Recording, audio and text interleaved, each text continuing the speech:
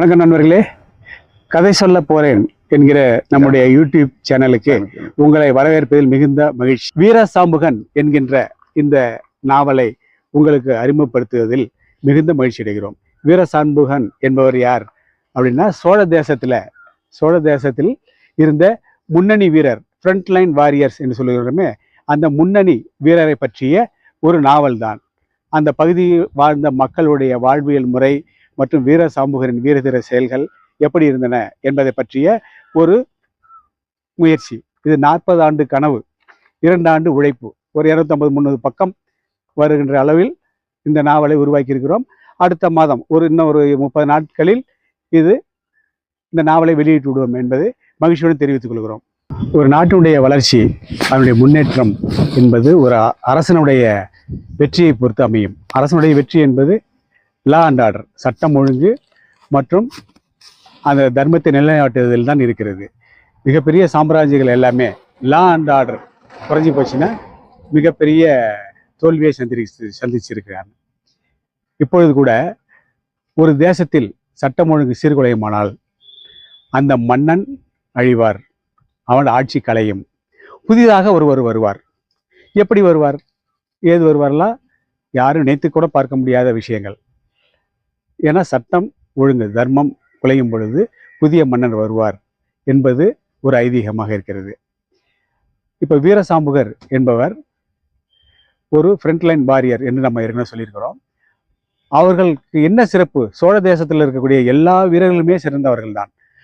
ஆனால் வீரசாம்புகர் என்கிற ஒரு குறிப்பிட்ட வீரர்களை மட்டும் நாம் ஏன் சிறப்பித்து கூறுகிறோம்? இந்த நாவலில் என்ன சொல்ல வருகிறோம் என்றால், இவர்களுடைய பயிற்சி முறையே மிகச் சிறப்பானது. தனிப்பட்ட முறையில் அவர்களுக்கு பயிற்சி 18 வயது நிறைந்தவுடன் அந்த குறிப்பிட்ட சாம்புகர் வீரர்களை பயிற்சிக்கு அனுப்பி விடுவார்கள். மன்னரே, தளபதி, சேனாதிபதி இவர்களுடைய நேரடி பார்வையில் இவர்களுக்கு உக்கிர பயிற்சி அளிக்கப்படும். ஃப்ரண்ட்லைன் வாரியர், முன்னாடி போருக்கு எல்லாருக்குமே போரில் உயிரிழப்பு ஏற்படுவது சகஜம். ஆனால் ஃப்ரண்ட்லைன் வாரியர்களுக்கு அதனுடைய பாதிப்பு மிக அதிகம் என்பதனால் இவர்களுக்கு அந்த மரண பயத்தை எல்லாம் நீக்கி உக்கிரமாக போர் புரியும் முறைகள் ஆரம்பத்திலிருந்தே பயிற்றுவிக்கப்படுகிறது. பயிற்சியை முடித்தவுடன், இவருக்கு பல்வேறுபட்ட பயிற்சிகள் முடித்தவுடன் இவர்களுக்கு பெரியண்ண சாம்புகர் மற்றும் சின்னண்ண சாம்புகர் இவர்களை அழைத்து அவர்களுக்கு ராஜ மரியாதையுடன் அவர்களுக்கு விருது வழங்கி சோழ தேசத்தினுடைய வீரசாம்புகன் என்கிற பட்டம் வழங்கி அவர்களை படையிலே சேர்த்துக் கொள்வார்கள். அன்றிலிருந்து இவர்கள் அந்த படை வீரர்கள் என்ற பெருமையை அடைவார்கள். வீரசாம்புகர் படையில் வேலை செய்கிறேன்னா அவங்களுக்கு தனி மதிப்பு இருந்திருக்கிறது. பயிற்சி முடித்த உடனே அங்கே இருக்கக்கூடிய ஐயனார் கோயில், அந்த பகுதியில் இருக்கக்கூடிய ஐயனார் கோயிலுக்கு கூப்பிட்டு போய் அவர்களுக்கு பதவி பிரமாணம் செய்து வைக்கப்பட்டிருக்கிறது. எப்படி என்றால், அந்த ஈட்டி 8 அடி ஈட்டி, மனிதனே அதிகபட்சம் 6 அடி இருந்தால் ஈட்டி 8 அடி இருக்கும். 8 அடி ஈட்டியை வைத்து அவர்களுக்கு அளிக்கப்பட்டோம். அரசாங்கத்தினுடைய 8 அடி ஈட்டி, 6 அடி நீளமான வாள், இடதுபுறம் வலதுபுறம் குத்துவாள் மற்றும் அந்த சிங்கம் பொறிக்கப்பட்ட பெல்ட் மற்றும் பரிவட்டம், வெள்ளை நிற பரிவட்டம் கட்டி குதிரையில் ஏறி அவர்கள் அமர்ந்தவுடனே அவர்களுடைய தோற்றமும் வீரமும் மக்களுக்கு மகிழ்ச்சி அளிக்கும். இந்த நாவலை எழுதணும் அப்படின்ற ஒரு உந்துதல் எப்படி ஏற்பட்டதுனால், நண்பர் தனபால், இவர் தமிழறிஞர், இவர் தான் சொல்லியிருக்கார். இன்னொரு நண்பர் ஒருத்தர் இருக்கு, பரமசிவன் ஒருத்தர் இருக்காரு, அவர் வரலாற்று பேராசிரியர். இவர்கள் இருவருடைய முயற்சியால் தான் நீங்கள் எல்லாம் ஈவினிங் நேரத்தில் நாங்கள் என்ன பண்ணுவோம், டிஸ்கஸ் பண்ணும்போது இந்த கதையெல்லாம் பேசுவோம். இந்த மாதிரி தரவுகள்லாம் சொல்லும்போது அவங்க தான் சொல்லியிருக்காங்க, இந்த தரவு எல்லாமே இது புதிதாக இருக்கிறது, இது மாதிரி நாங்கள் கேள்விப்பட்டதில்லை, எங்கள் பகுதியிலலாம் கேள்விப்பட்டதெல்லாம் இல்லையே, இதை ஒரு நாவலாக தொகுத்து வழங்குங்க அப்படின்னு சொன்னதுனால தான் அந்த நாவலை எழுத முயற்சி பண்ணோம். இந்த நாவல் ஏற்கனவே சொன்ன மாதிரி தான் நம்ம செவிவழி செய்திகள் தான். செவிவழி செய்திகள் பாரதம் படிக்கின்ற பாரத பூசாலி மற்றும் தெருக்கூத்து போன்ற நிகழ்வுகள் வழியாகத்தான் இது நாங்கள் இந்த தரவுகள். அது மட்டும் இல்லை, ஊரில் வழக்கமும் இருக்கிறது, பெரியவர்கள்லாம் சொல்லியிருக்கிறார்கள். எங்களுடைய அண்ணன் முத்தரசன், அவர் வரலாற்று ஆசிரியர் தான். அவர் 40 வருஷத்துக்கு முன்னாடிலாம் காலேஜிலேருந்து வரும்போது இந்த தகவல்லாம் சொல்லுவார். எனக்கு இந்த தகவல் எனக்கு தெரியாது, எங்கள் அண்ணன் முத்தரசன் சொல்லி தான் எனக்கு இந்த தகவல்லாம் தெரியும். அவரும் வரலாற்று பேராசிரியர் தான். அதன் பிறகு எங்கள் அப்பாவும் ஒரு ஆசிரியர் தான். அவரும் எடுத்து சொல்லுவார். இவர் சொல்றதில்ல, நீங்க சொல்றதெல்லாம் உண்மை தம்பி, இந்த மாதிரிலாம் வரலாற்றில் இருந்திருக்கு, நானும் கேள்விப்பட்டிருக்கேன். நாங்கள் வந்து 50 வருஷமா கேள்விப்பட்டிருக்கோம். எங்கள் அப்பா 100 வருஷம் கேள்விப்பட்டேன்னு இருக்காரு. எங்கள் பெரியப்பா ஒருத்தர் இருக்காரு, பெரியண்ணா என்கிற ஒரு பெரியப்பா வந்து அவர் அதுக்கு மூத்தவர்.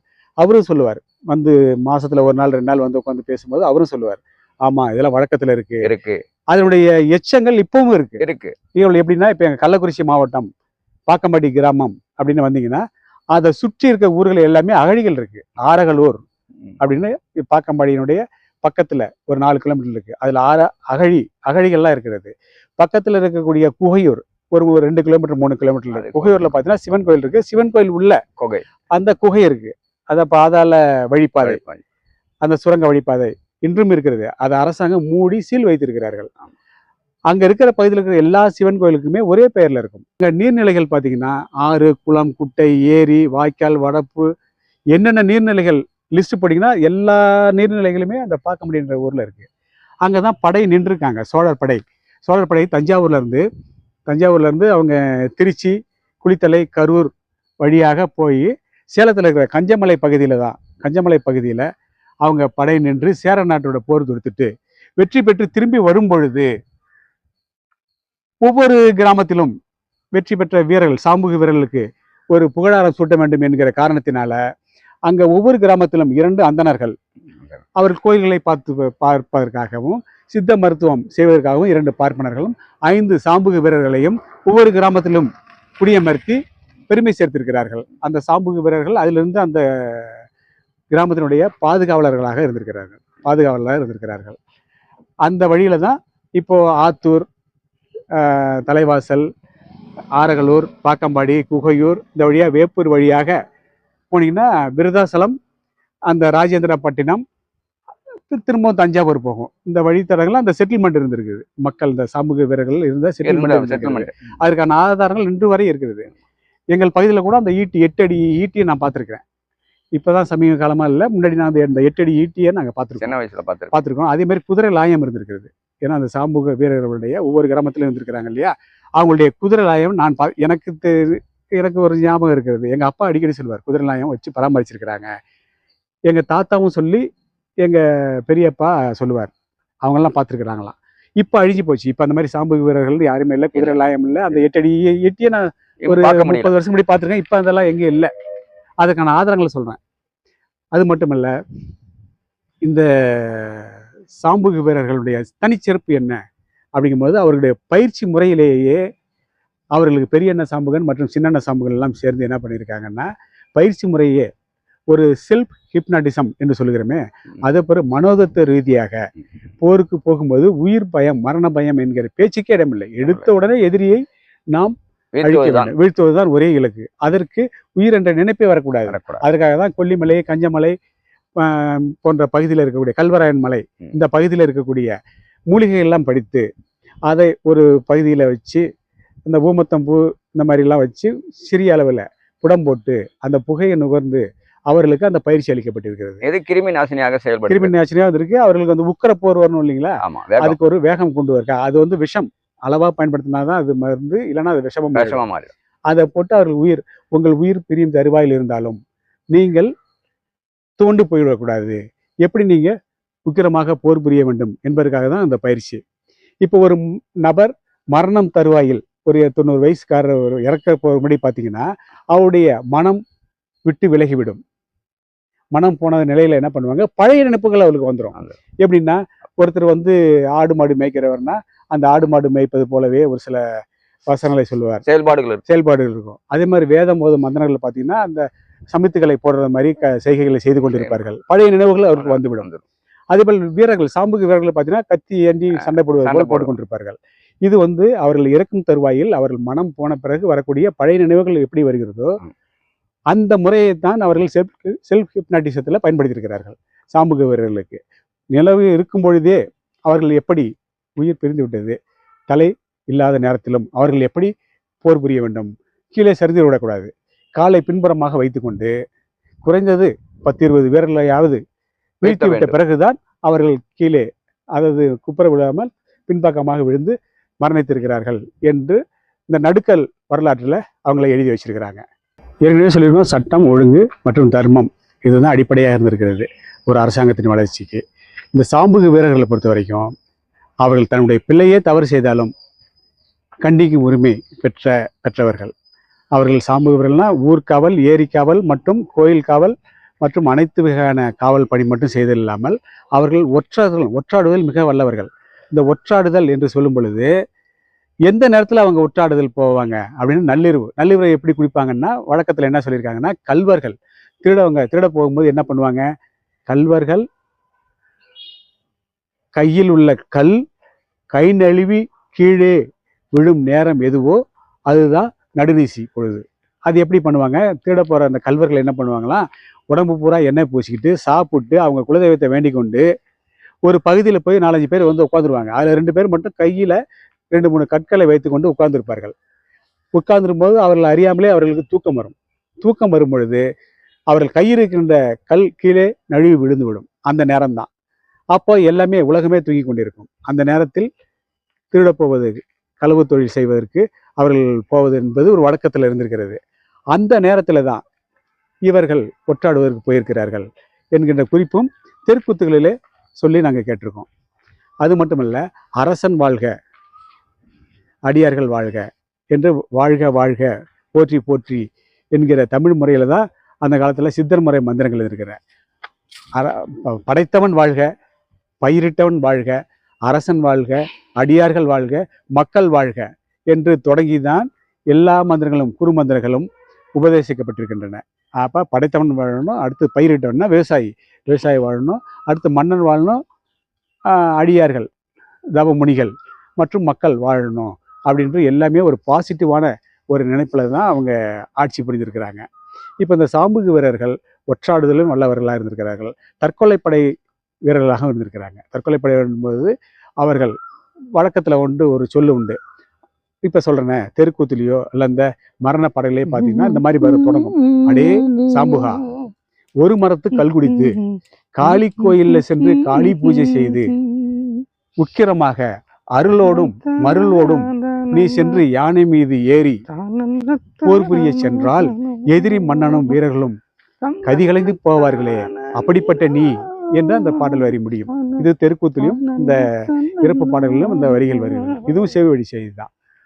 ஆக அவர்கள் காளி பூஜை செய்திருக்கிறார்கள், அருளோடும் மருளோடும் போருக்கு போயிருக்கிறார்கள். இந்த 3 பெரியண்ண சாம்புகர், சின்னண்ண சாம்புகர், நடுக்கலை சாம்புகர், இதுதான் ஒவ்வொரு ஊர்லையுமே இருப்பாங்க. அந்த 3 சாம்புகர்கள்.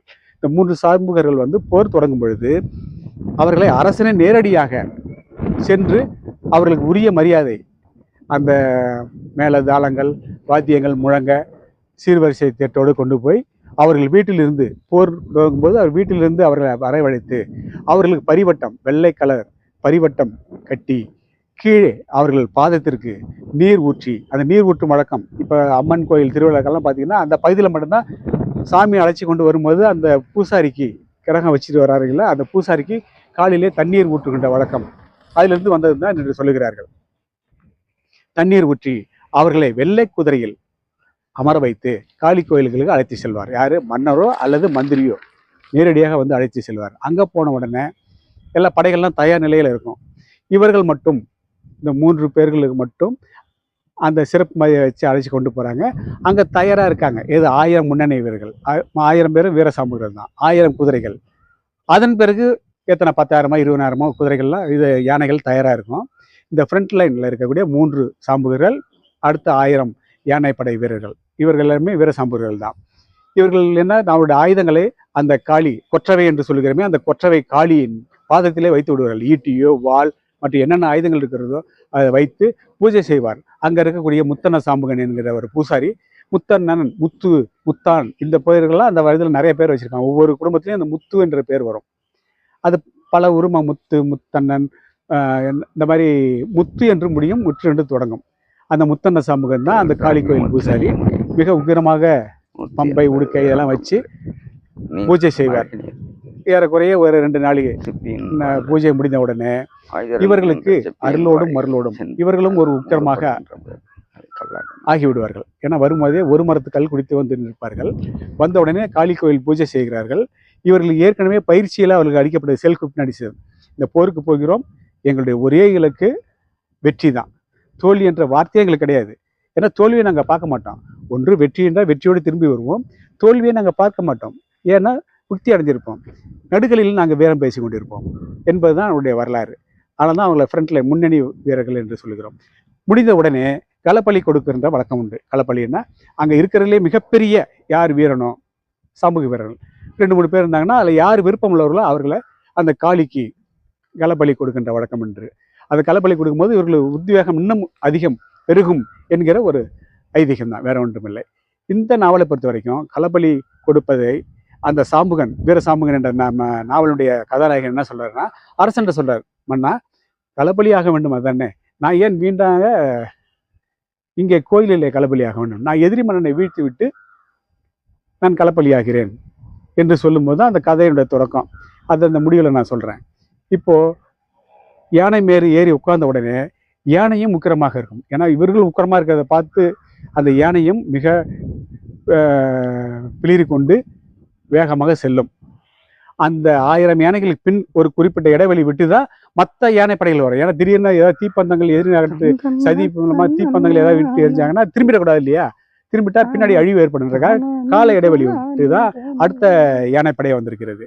அதுக்கப்புறம் குதிரைப்படை, அதன் பிறகு காலாட்படை, இந்த மாதிரி படைகள் எல்லாமே கால இடைவெளி. அதை பின்ன நாவலில் சொல்லுவேன். அடுத்தடுத்த வீடியோவில் அது எப்படி அந்த முறைகள் இருந்து நான் கேள்விப்பட்டதை வச்சு நான் உங்களுக்கு சொல்கிறேன். இது ரொம்ப இன்ட்ரெஸ்டிங்காக இருக்கும். போன உடனே தயாராக இருக்கிறாங்க. எதிரி மன்னன் இந்த எத்தனை சாம்புக வீரர்கள் வருகிறார் ஐயா, 3 பெரிய சாம்புகர், சின்ன சாம்புகர், நடு சாம்புகர் ப்ளஸ் 1000 முன்னணி வீரர்கள் கிளம்பி விட்டார்கள் சொல்லும் போதே அவங்க கதி கலங்கி போவான் எதிரி மன்னன். வீரன் தொடர்ந்து வாழாமல் போகலாம், ஆனால் வீரம் என்றுமே தொடர்ந்து வாழும் என்பதைத்தான் நடுக்கல் வாயிலாக நாம அறிகிறோம். நடுக்கல்ல பார்த்தீங்கன்னா அவர் வீரன் இறந்து போனாலும் எதிர்வரும் மக்களுக்கு அவருடைய வீரத்தை பற்றி எடுத்துரைத்து இவர்களும் வீரனாக வர வேண்டும் என்பதுதான் நடுக்கல் வழிபாடு என்ற ஒரு முறை இருந்திருக்கிறது. வீரன் மறைந்தாலும் வீரம் மறையாது, வீரத்திற்கு அழிவே இல்லை என்பதை உணர்த்தும் விதமாக தான் இந்த நாவல்ல ஒரு பகுதியை மட்டும் ஒரு படிச்சு காட்டுறேன். மன்னா, கொள்கை வீரனுக்கு மரண பயம் துளியளவும் இருக்காது. ஏனெனில் நாட்டுக்காகவும் நாட்டு மக்களின் நன்மைக்காகவும் உயிர் தியாகம் செய்கிறோம் என்று நினைக்கும் போது ஏற்படும் பெருமையும் உற்சாகமும் மரண பயத்தை போக்கிவிடும். தூக்கு மேடையில் மரணமடையும் குற்றவாளி மரணத்தை எதிர்கொள்கிறான். அவனுக்கு பயம் வருவது நியாயமானதுதான். வீர சாம்புகளைய நாங்கள் மரணத்தை எதிர்கொள்வதில்லை, ஆனால் மரணத்தை எதிர்த்து முன்னின்று வெற்றி கொள்கிறோம். மரணத்துக்கே மரணம் கொடுப்பதாகத்தான் உணர்கிறோம். மரணம்தான் எங்களை கண்டு அஞ்சி நடுங்கும். எங்கள் மரணம் வெறும் சாவு மட்டுமல்ல, உன்னதமான புனித போர் முறையும் ஆகும்.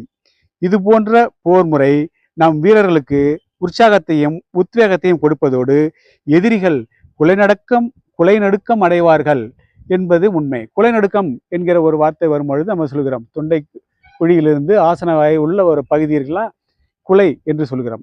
எல்லா உறுப்புகளுமே அந்த இதை ஒட்டித்தான் இருக்கும், அதை தொட்டு கொண்டுதான் இருக்கும். உங்களுக்கு பயம், மரண பயம் வரும் பொழுது மூளையினுடைய செயல்பாடுகள் அதிகரித்து பய உணர்வானது உடல் உறுப்புகள் அனைத்துமே பாதிக்கப்படும். அதனாலதான் பயம் மட்டும் வரக்கூடாது. எந்த உணர்வு வேணாலும் வரலாம், ஆனா பய உணர்வு மட்டும் ஒரு மனிதனுக்கு வரக்கூடாது. ஒரு புலி துரத்துது, ஒரு சிங்கம் துரத்துதுன்னா அந்த நேரத்தில் தான் அந்த உணர்வு வரணும். அப்போதான் அந்த ஹார்மோன் அதிகமாக சுரந்து இவன் ஓடுவதற்கு ஈஸியாக இருப்பதான் அந்த மரண பீதி என்று சொல்கிறோம். அந்த மரண பீதி இந்த செயல்பாடுகள் மூலமாக, சாம்புக வீரர்களுடைய உக்கிர போர் முறை மூலமாக எதிரி வீரர்கள் அடைந்தார்கள் என்று சொல்கிறார்கள். எங்கள் வீர மரணத்தால் எதிரிகளுக்கு மரண பீதி கொடுப்பது மட்டுமல்ல, இது ஒரு விதமான போர் முறையாக நாங்கள் கொண்டிருக்கிறோம். அம்பு ஈட்டி கொண்டு எதிரியை வீழ்த்துவது வீரம் என்றால், மரணத்தை கொண்டு எதிரிகளை நிலைகுலைய செய்வது, அவர்களை வீழ்த்துவது என்பது உச்சபட்ச வீரமாகும். இந்த போர் முறையால் எதிரிகளின் குலைநடுக்கம் அடைந்து பின்னர் நடுக்கம் அவர்களின் தன்னம்பிக்கையை சிதைக்கும். கரங்கள் வழிவிளக்கும், கால்கள் தள்ளாடும், மனத்திலே ஒருவித வெறுமை உணர்வு தோன்றி கலக்க நிலையை உண்டாக்கும். அவர்களின் உடற்செயல்பாடு முற்றிலும் தளரும். அதிக நீர்வர்க்கையால் அதிக தண்ணீர் அருந்துவார்கள். உடல் வறட்சி ஏற்படும். அதிகமாக வியர்க்கும். உடல் பலம் குறைந்து கொண்டே போகும். மொத்தத்தில் எதிரிகள் நிலைகுலைந்து போவார்கள். இது எதிரிகளுக்கு பாதிப்பு உண்டாக்கும். ஆனால் நம் வீரர்களோ மிதமிஞ்சிய உற்சாகத்தையும் தன்னம்பிக்கையும் பெற்று உத்வேகத்துடன் போர் புரிவார்கள். பெண்கள், குழந்தைகளை தவிர அனைவருமே போருக்கு போக வேண்டும் என்கிற வழக்கம் இருந்திருக்கிறது. சிறப்பாக போர் வீரர்கள் மட்டுமே, போருக்காக மட்டுமே வீரர்களை தேர்ந்தெடுக்கிற வழக்கம் இருந்திருக்கிறது. உங்களுக்கு எல்லாமே தெரியும். அது இல்லாமல் தச்சு வேலை செய்வர்கள், ஆயுதங்கள் செய்கிறவர்கள், மற்ற அனைத்து வகையான மக்களுமே போர்க்காலங்களில் போர் வீரராக மாறிவிடுவார்கள். இதுல இளையராணி படை, அதாவது பெரிய ராணி, நடுராணி, சின்ன ராணி, இந்த 3 பேருமே இளையராணி படை என்ற சிறப்பு படையும் பெண்களை கொண்டே இருந்ததாக வழக்கு சொல் உண்டு, வழக்கில் இருக்கிறது. பேர் என்னமோ இளையராணி படை, ஆனால் அதை வழிநடத்துது பெரிய ராணி. அந்த பெரிய ராணி போருக்கு போகும்போது நடுவில் இருக்கின்ற நடு ராணி ஒரு இபேல் பாய்ந்து இறந்த உடனே நடுக்கிளை முறிந்தால் ஆபத்து என்ற வழக்கு, ஊர் வழக்கு இருக்கிற காரணத்தினால்தான் அடுத்த நாள் போருக்கு பெத்தால் சாம்புகன் என்கின்ற ஒரு 3ஆம் பாலினத்தவர் அவர் வருகிறார். அவர் காளி கோயில் பூஜை செய்பவர். அவர் குதிரை ஏற்றத்தில் மிகச்சிறந்த பெண்மணி. அவரை ஜெயிக்கவே முடியாது. எப்படி அவரை ஜெயிக்க முடியும்? 4 நாள் 5 நாள் போர்ல அவரை துவம்சம் பண்ணிட்டு போயிடுறாங்க.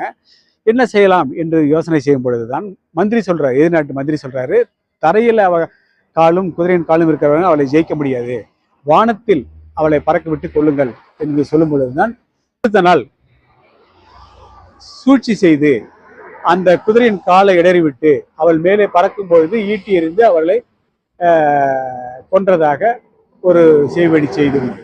காலை பொழுது விடிந்தவுடனே போர் தொடங்கும். மாலையில் சூரிய அஸ்தமனத்துக்கு போர் முடியும். இப்போ காலையிலே ஒரு சாம்பு வீரன் ஈட்டியை கழுத்திலே எய்யப்பட்டாலும் அவர் அந்த ஈட்டியை பிடித்து கொண்டே வெற்றி முரசு கொட்டும் வரை, மாலை வரை பிடித்து கொண்டே சண்டையிட்டு ஜெயிப்பார். ஏன்னா ஈட்டியை பிடுங்கன்னா மரணம் சம்பவிக்கும் என்பதனால் ஈட்டி பிடித்து கொண்டே சண்டையிட்டு மாலையிலே வெற்றி, ஒவ்வொரு நாளும் வெற்றி பெற்றுவிட்டோம், வீரர்களே எல்லோரும் பாசறைக்கு திரும்புகள் என்று அறிவிப்பு வரும் வரை காத்திருந்து வெற்றி வேல் வீரவேல் என்று ஈட்டியை பிடுங்கி சரிந்து அவர் மரணித்ததாக வழக்குகள் தெருக்கூத்துகளிலே சொல்ல கேட்டிருக்கிறோம். மன்னனே ஆனாலும் மகேசனே ஆனாலும் தவறுகளுக்கு நாம் மன்னிப்பு அளிக்க முடியாது என்கிற ஒரு கொள்கை வெறி வேண்டும் என்று பெரிய சாம்புகள் சொல்வதாக மற்ற வீரர்கள்லாம் சொல்வார்கள். ஆக தர்ம நெறி, தர்மம், சத்தியம், இது நம்ம முழுமையாக பார்க்க வேண்டும். சட்டத்தில் கூட சிறிது நழுவலாம். எப்படின்னா ஒரு சின்ன சின்ன வழக்கில் இருக்கக்கூடிய தர்மத்தின் அடிப்படையில் சிறு சட்டத்தில் தவறுவது எந்த தவறும் இல்லை. ஆனால் தர்மத்திலிருந்து தவற விடக்கூடாது என்பதில் இந்த வீரர்கள் உறுதியாக இருந்திருக்கிறார்கள். இப்போ வாழ்க்கை முறை, இது போர் முறை, வீரம் வீரம் வீரம்னு சொல்லிட்டு இருக்கிறோம். இது விரிவாக அந்தந்த பகுதியில் நம்ம இன்னும் ஒரு 40லேருந்து ஒரு 50 வீடியோக்கள் போட போகிறோம். ஒரு 100 பாகுபலி படம் பார்த்த மாதிரியோ, ஒரு 100 பொன்னியின் செல்வன் படம் பார்த்த மாதிரியோ இருக்க வேண்டும். அந்த அளவுக்கு நல்ல ஆர்வமாக இந்த யூடியூப்ல பகுதிகளை போட வேண்டும் என்று என்னுடைய விருப்பம். அதை அடுத்து வர வீடியோகளில் நான் வாரத்தில் 2 3 போட்டு உங்களுக்கு நான் காண்பிக்கிறேன். இப்போ வாழ்க்கை முறையில், வாழ்வியல் முறையில் சாம்பு வீரர்கள் என்ன பண்ணாங்க? பெரிய எண்ணெய் சாம்புகள் ஏற்கனவே சொன்னீங்களா, பெரியவன், நடுலவன், சின்னவன் இருக்காங்க. அதில் நடுவில் இருக்கவன் தான் நாட்டுக்காக வந்திருக்காங்க. பெரியவன் வீட்டை காக்க வேண்டும், சிறியவன் விவசாயத்தை காக்க வேண்டும், நடுலவன் போருக்கு சென்று நாட்டை காக்க வேண்டும் என்பதுதான் முறை. ஆனால் சாம்புகு வீரரை பொறுத்த வரைக்கும் எல்லாருமே போர் வீரர்கள் தான். எல்லாருமே சாம்புகு வீரர்களை பொறுத்த வரைக்கும் அனைவருமே போர் வீரர்கள் தான். போர் இல்லாத சமயங்களில் அவங்க என்ன பண்ணிருக்காங்க? மக்கள் வாழ்வியலில் ஒன்றாக கலந்திருக்கிறார்கள். நீதி தேவர்கள், நீதி தேவன் என்னும்போது ஐயனார் ஐயனார் என்று சொல்வார். அவர் தர்மதுரை நீதி தேவன் என்று ஐயனாரை, எல்லா பகுதியிலுமே ஐயனார் நீதி தேவன், தர்மதேவன். ஏதாவது வழக்கு ஏதாவது இருந்ததுனால் அவரை வேண்டிக் கொண்டோமானால், நம்மிடம் நேர்மை இருந்ததுனால் உடனடியாக அந்த பிரச்சனை தீரும். பொய் வழக்கு இட்டவனும் பொய் சாட்சி சொன்னவனும் நற்கதி அடைய மாட்டான் என்று இந்த பாடல் வரியில வரும். இந்த வீரசாம்புகளை பற்றிய பாடல் வரிகளில் பொய் வழக்கு இட்டவனும் பொய் சாட்சி சொன்னவனும் முக்தி அடைய மாட்டான் போவான் போவான் ஐயோ என்று போவான் என்கிற வழக்கம் உண்டு. சரி, சாமானிய மக்கள் சாமுகளிடம் முறையிட்டு விட்டு விடுவார்கள். அதற்கு பிறகு அந்த ஐயனார், உள்ளூரில் இருக்கின்ற ஐயனாரிடம் வேண்டிக் கொள்வார். ஐயா ஓமத்துரை, இந்த மாதிரி எனக்கு ஒரு சிக்கல், இந்த சிக்கல் என் பக்கம் நியாயம் இருக்கிறது, எதிராளி இப்படி என சொல்லுகிறான், நீ பார்த்து அவர்களுக்கு திருத்து, எனக்கு நியாயம் கொடு என்று வேண்டிக் கொண்டால், கோயிலுக்கு போய் தான் வேண்டிக்கணும் அவசியம் இல்லைங்க. அந்த ஐயனார் இருக்கும் திசை நோக்கி, ஐயனாரே இப்படி ஆகிவிட்டதே, நான் எதுவுமே அறியாதவனாச்சே அப்படின்னு சொன்னால் போதும், அவர் எடுத்துக்கொள்வார். எடுத்துக்கொண்டு நீதி வழங்குவார். திருத்த பார்ப்பார். திருத்தலைன்னா என்ன சொல்லுவாங்க, அந்த வழக்கத்தை திருக்குத்தெல்லாம் சொல்லுவாங்க. ஐயனார் பாப்பார் திருத்தப்பார், திருந்தாதவனை வில் எடுத்து அம்பிட்டு கூலி கொடுப்பார் என்று தெருக்கூத்திலே அடிக்கடி அந்த வழக்கு வருகிறது. அந்த ஐயனார் சாட்சியாக என்றால் அவர் சத்தியதேவன். நிலம் விற்கிற நபர்கள் எல்லாமே பத்திரம் பதிகிற முறை அந்த காலத்துல இல்லை. பிடிமண், தன்னுடைய வீட்டில் இருக்கிற பிடிமண்ணை எடுத்து வாங்குபடம் கொடுத்து, ஐயனார் சாட்சியாக இன்று முதல் இந்த நிலம் உனக்கு சொந்தம் என்று சொல்லிவிட்டால் அதற்கு பிறகு எந்த விதமான எதிர்ப்பும் கிடையாது. அன்றிலிருந்து அவருக்கு அந்த நிலம் சொந்தம். பிடிமண் கொடுத்து பத்திரம் பதியம் கிரயம் செய்யும் வழக்கமும் அந்த காலத்தில் இருந்திருக்கிறது. இப்போ ஒரு நிலம் வாங்க போறாரு ஒருத்தர் அப்படின்னா, பெரியண்ண சாம்பர், சின்ன சாம்பர் மற்றும் ஊர் தலைவர்லாம் கூப்பிட்டு போகும்போது அவர் சொல்லுவார், எல்லாரும் 4 திசையில போங்க, அங்கே கரையான் புத்து, அது பாம்பு புத்துன்னு சொல்றோம், கரையான் புத்து தான் அது உண்மையானது, அந்த பாம்பு புத்து ஏதாவது இருக்கிறதா அப்படின்னா அந்த இடம் நல்ல இடம், கீழே நீரோட்டம் இருக்கிறது, அந்த இடத்துல பூகம்பம் வராது என்று வழக்கு இருந்திருக்கிறது. அதே போல பறவைகள், வண்ணத்து பூச்சி, பருந்து இதெல்லாம் பறக்கிறதா என்று பாருங்கள். இதை விரிவாக அடுத்தடுத்த சொல்ல போகிறேன். இப்போ சுருக்கம் மட்டும் தான் சொல்கிறேன். இந்த முறையில் அவர்கள் நிலத்தை வாங்கி கொடுத்துருக்கிறார்கள். எப்படின்னா பார்த்த உடனே அடுத்த நாள் தான் கிரயம் செய்கிறாங்க. எப்படின்னா, இந்த பிடிமண்ணை கொண்டு போய் ஒரு வெள்ளை துணியில் இறுக்கி கட்டி வச்சிட்டோம்னா, இரவு முழுவதும் இருந்து அடுத்த நாள் காலையில் நம்ம பிரித்து பார்க்கும்போது அந்த மண் கொழுக்கட்டை மாதிரி இறுகி இருக்கும், அது ஈரப்பதம் இருக்கும். அந்த மாதிரி மண் இருந்துச்சுன்னா அது பூமி வளமான பூமி, அந்த மண்ணை நீங்கள் வாங்கலாம் என்று பெரியண்ண சாமிகள்லாம் சொல்லுவதாக வழக்கம். அடுத்தது, ஒரு நீர்நிலைகளால் மக்களுக்கு உபயோகம் வரணும், வெள்ளக்காலங்களில் அதனால் பாதிப்பு எதுவும் வரக்கூடாது என்பதற்காக தான் அந்த அமைப்பே பார்த்தீங்கன்னா ஏரி, இப்போ ஒரு பாக்கம்பாடி என்று சொல்லியிருக்கோம் இல்லைங்களா, அந்த ஊருக்கு பார்த்தீங்கன்னா ஏரிக்கரை மிக வலுவாக இருக்கும்.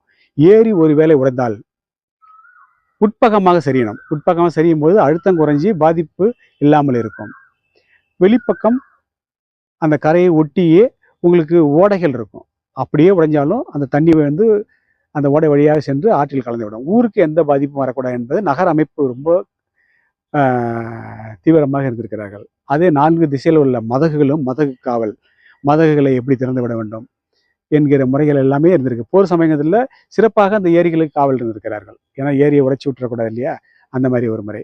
அதே போல் கோட்டை ஒருவேளை தகர்க்கப்படுமானால் கோட்டை சரியும் பொழுது வெளிப்பக்கமாக சரிய வேண்டும். இந்த மாதிரி அந்த கோட்டையை வடிவமைத்திருக்கிறார்கள். அப்போது எதிரி மன்னர்களோ எதிரி வீரர்களோ உள்ளே வருவது வேகம் குறையும். இந்த வழக்கம் இருந்திருக்கிறது. அதே போல் சாம்புகு வீரர்கள் எதிரி நாட்டுக்கு போய் நான் தற்கொலைப்படையாக மாறணும்னு சொன்னோம் இல்லைங்களா, அந்த நிகழ்வை அடுத்த வீடியோவில் நம்ம பார்ப்போம். நன்றி, வணக்கம்.